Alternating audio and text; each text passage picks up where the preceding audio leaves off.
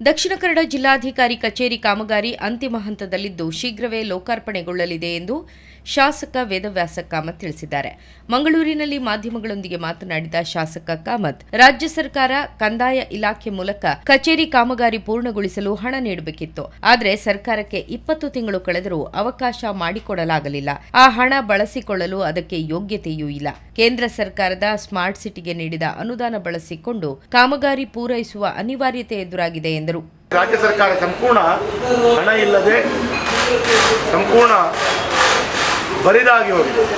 1 ರೂಪಾಯಿ ಹಣ ಇಲ್ಲದ ಕಾರಣ ಕೇಂದ್ರ ಸರ್ಕಾರದಿಂದ ಬರುವಂಥ ಹಣವನ್ನು ಉಪಯೋಗಿಸಿಕೊಂಡು ಇದು ನಮ್ಮದು ಅಂತ ಹೇಳುವಂಥ ರೀತಿಯಲ್ಲಿ ತೋರಿಸ್ಕೊಟ್ಟು ಅದರಿಂದ ಹಣವನ್ನು ಉಪಯೋಗಿಸಿಕೊಂಡು ಇವತ್ತು ಈ ಕಾಮಗಾರಿಗಳನ್ನೆಲ್ಲ ಕೈಗೆತ್ತಿಕೊಳ್ಳುವಂಥ ಕೆಲಸ ಕಾರ್ಯಗಳಾಗಿದೆ.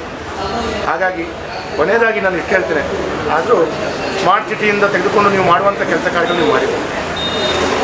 ಸ್ಮಾರ್ಟ್ ಸಿಟಿಯಿಂದ ಆ್ಯಕ್ಚುಲಿ ಒಂದು ರೀತಿಯಲ್ಲಿ ಸಾರ್ವಜನಿಕರಿಗೆ ನೇರವಾಗಿ ಉಪಯೋಗಿಸಿಕೊಳ್ಬೇಕಾದಂಥ ವಸ್ತುಗಳಲ್ಲಿ ಸರ್ಕಾರ ಹಣವನ್ನು ವ್ಯಯ ಮಾಡಬೇಕಿತ್ತು. ಸ್ಮಾರ್ಟ್ ಸಿಟಿಯಿಂದ ತೆಗೆದುಕೊಳ್ಬೇಕು ಅಂತ ಹೇಳಿದರೆ ಯಾವತ್ತೂ ತೆಗೆದುಕೊಳ್ಬೋದು.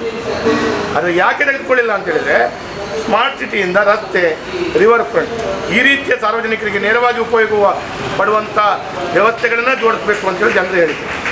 ಆದರೆ ಅದು ಇಲಾಖೆ ಹೇಳಿತ್ತು.